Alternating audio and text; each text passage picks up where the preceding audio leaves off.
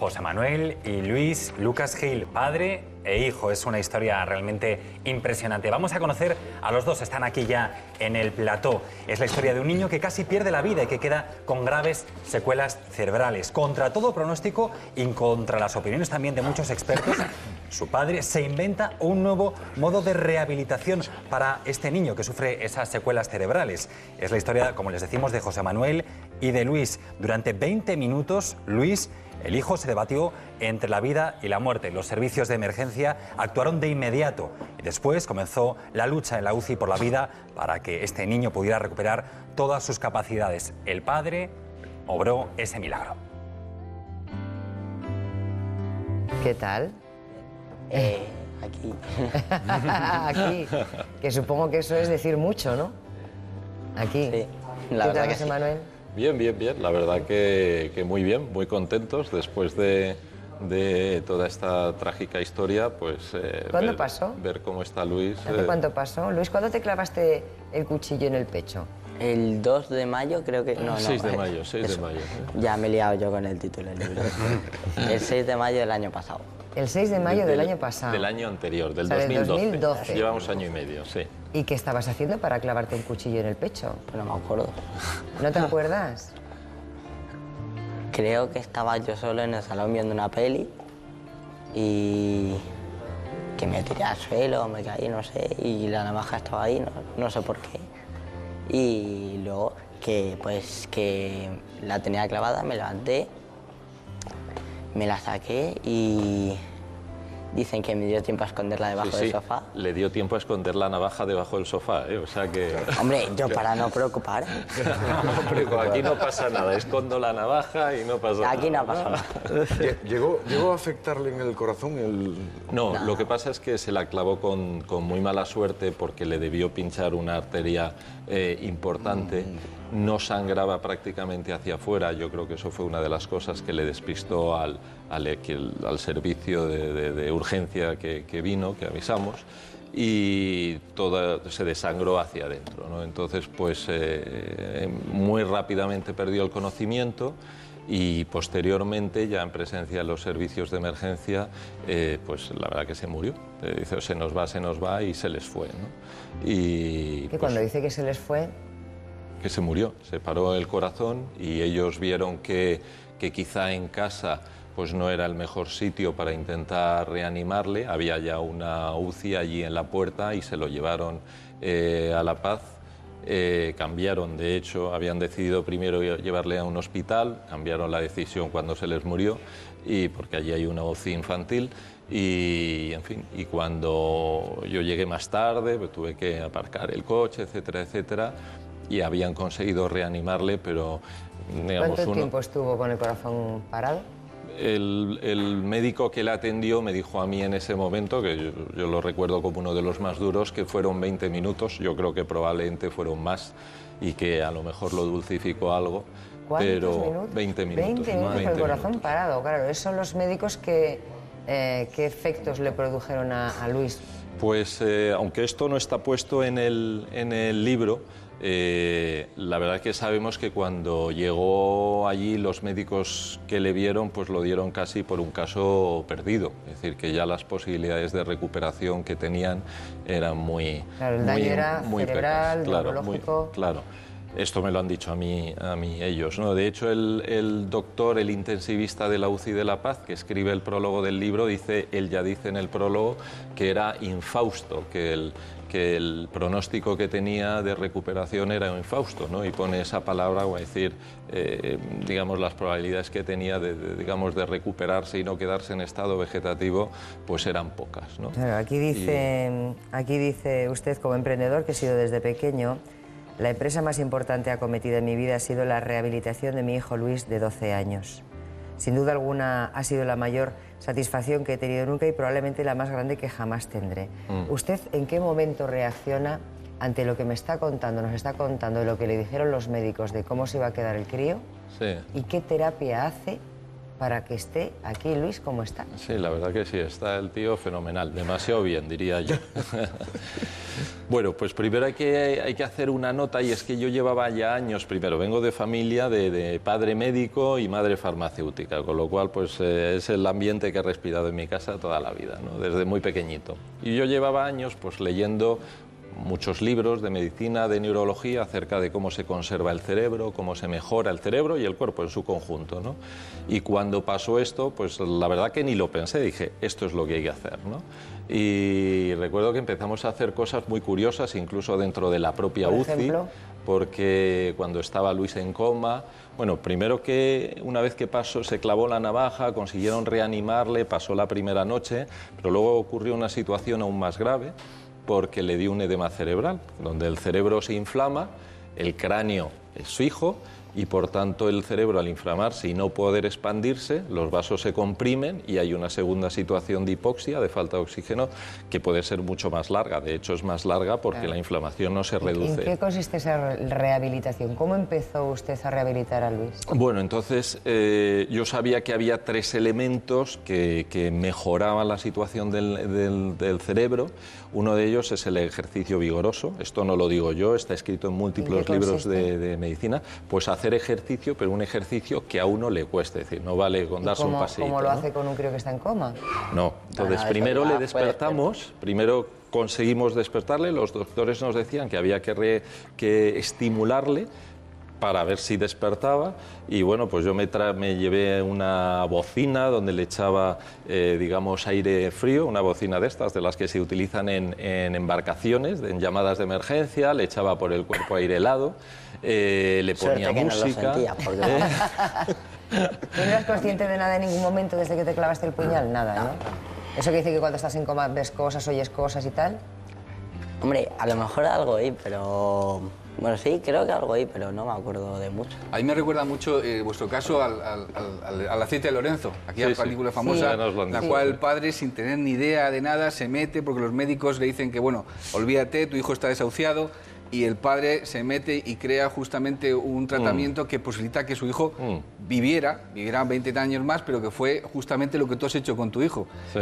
De todas formas, tienes que tener mucha fe, la misma fe que tuvo aquel padre, para meterte en un terreno que no es el tuyo, y a rescatar a tu hijo de las sombras justamente de donde estaba. Bueno, como yo digo, la verdad que ninguna de las cosas que hice son locuras, ni tampoco jugué en ningún momento con la suerte. Quiero decir que todo esto está escrito. Otra cosa es que no se aplique por diferentes razones que cuento yo en el libro, en el viaje de Luis, pues no se aplica o no se aplica en todos sus términos, pero se sabe, por ejemplo, que hay 7 mecanismos por los cuales el ejercicio vigoroso hace que el cerebro, en caso de accidente, pues reaccione y empiece a recuperarse, empiecen a crecer neuronas nuevas, a establecerse conexiones nuevas, que generan factores neurotróficos, que se llama, etcétera, ¿no?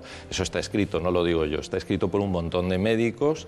Y lo mismo, digamos, el segundo eje de esa rehabilitación que le aplicamos a Luis, que es el trabajo neurológico. Esto es lo que se hace en cualquier sitio de rehabilitación, en cualquier centro, en la seguridad social, lo que se hace es el trabajo neurológico, ¿no? Lo que pasa es que nosotros lo hicimos muchas más horas y con mucha más intensidad, y además haciéndolo cambiante, ¿no? Se sabe que el cerebro al fin y al cabo es como un músculo, cuanto más lo ejercitas, más poderoso se hace. Por eso un pianista toca muchas horas al día para adquirir gran destreza y velocidad, y cualquier persona que quiera adquirir destreza en una determinada tarea lo que necesita son horas. El cerebro aprende a base de repetición, ¿no? Entonces nosotros, ese fue el segundo eje, trabajar mucho durante muchas horas y haciendo muchos cambios en las tareas que hacíamos, ¿no? José Manuel, padre por partida doble, porque le dio la vida a su hijo y después se la recuperó. Y yo creo que es el caso más emocionante que estoy tratando en esta mesa con mis compañeros, porque desde luego es impactante. Y qué alegría ver a su hijo sentado. Y le quiero preguntar, ¿qué decía el equipo médico habitual? Los cardiólogos, los neurólogos. ¿Cómo reaccionaban ante su comportamiento? Es decir, dejadme a mí, que esto es cosa mía, es mi hijo, pero además yo sé cómo sacarlo. ¿Y ellos qué decían? Pues nos dejaron, la verdad que nos dejaron, porque esto es una de las preguntas que le han hecho alguna vez al doctor Godet, al intensivista que más cerca estuvo de Luis, y nos dejaron, nos decía que efectivamente, que eran cosas que no eran habituales, tampoco es una locura echarle aire frío a nadie, porque eso sabe que no le va a provocar ningún daño. Pero sí te que miraban con ojos de loco. Sí, me miraban así con ojos un poco raros, ¿no? Porque bueno, me llevé allí a la UCI pues un micrófono, unos cascos, a Luis le hablaba con un micrófono por otras razones. Al lado también. Sí, entonces una de ellas es que tampoco podía gritarle a Luis. Yo le ponía unos cascos, yo le cantaba, se sabe que la emoción... cuando una persona escucha algo que le evoca recuerdos, tiene un poder, digamos, estimulante que va mucho más allá del sonido que estás escuchando, ¿no? Entonces, bueno, pues la voz también, la música de canciones que los dos tocamos, que somos músicos amateur, en fin, y así consiguió Luis despertar. Y luego, pues enseguida que despertó, nos pusimos a hacer de todo en la UCI, ¿no? A hacer hasta pesitas, ¿no? Que nos llevamos unas mancuernas, empezamos a hacer pesas. Empezó Luis a recuperarse muy rápidamente, porque inicialmente se quedó ciego, se quedó paralizado del lado izquierdo, no hablaba tampoco, y la verdad que empezó a recuperar muy rápido y le dieron el alta, pues viendo que a la cosa iba bien, le dieron el alta, y luego ya nosotros hemos seguido un camino de 14 o 16 meses trabajando sin parar, y en fin, la verdad que está el hombre fenomenal. Luis, ¿tú ¿no? recuerdas algo desde el momento en que te pinchas hasta que recuperas la conciencia? ¿Recuerdas algo de ese tiempo? No, de eso no, pero de lo que sí que me acuerdo es de un momento en particular ya en la habitación, cuando estaba con el tema de las pesas y todo eso, que, o sea, él se enfadó porque yo estaba enfadado y no quería hacer pesas, no dije nada porque no podía, y entonces yo estaba descalzo por la habitación y va sin darse cuenta y se sienta encima de mi dedo y me empezó ya a quejar de que, o sea, me estoy quejando de eso, y él se piensa que es de otra cosa y se sigue sentando y no movía el pie hasta que lo movió, por suerte. José Manuel, ¿en quién cree más? ¿En Dios o en la medicina? Pues las dos cosas, o los dos elementos, ¿no? En la medicina, desde luego, pero también en Dios, evidentemente, sí. O sea que acompañó el ejercicio y los esfuerzos con alguna oración, seguro. Sí, claro que sí. Iba a contar una última cosa muy rapidito, el tercer eje de esa rehabilitación, que insisto, que no lo he inventado yo, es decir, todo esto está escrito en libros de medicina y neurología hace muchos años, pero no se aplica en muchas ocasiones. Es que se sabe que hay un montón de productos, componentes, incluso medicamentos que mejoran la actividad del cerebro, que fomentan que se desarrollen más neurotransmisores, etcétera, etcétera. Están al final del libro. Y yo esto le insistía a la editorial que era muy importante, porque si no se pone esto, uno puede parecer que es que se ha vuelto loco a hacer aquí cosas y le ha salido bien de casualidad, ¿no? Entonces, las últimas 90 páginas del libro explican precisamente por qué hicimos todo lo que hicimos y explican por qué al final pues salió bien, ¿no? Y explicáis esa pócima que tenía que tomarse Luis, que no sé si nos puede contar qué era lo que te daba tu padre, que algo con pescado, ¿cómo era aquello? Sí. Terrible, ¿no? Lo peor era el aceite de pescado, sin lugar a duda. ¿Y cómo era eso? Pues de sabor asqueroso. ¿Que es como el aceite de hígado de bacalao, esa cosa horrible? Sí, bueno, le dábamos una... Hombre, el olor ya es horrible, pero el sabor ya... ¡buah! No tiene nombre eso. ¿Y eso qué le beneficiaba? Bueno, eso es uno de los elementos que se sabe que mejora, por ejemplo, en ese caso, la flexibilidad de la membrana neuronal, pero hay otros muchos que están puestos ahí en Luis, el libro, ¿no? ¿Estudias? Sí, estoy yendo al colegio normal, sí. ¿En tu curso en el que te corresponde? Sí. ¿Qué tal estudiante eres? Depende de para qué. ¿Por qué? ¿Qué te gusta Para educación más? física. Educación física, química, lengua no. Ciencias, Ciencias me gusta. sociales, sí. Música también. Ajá. ¿Tocas algún instrumento, no? Por El ejemplo. saxofón, Mira.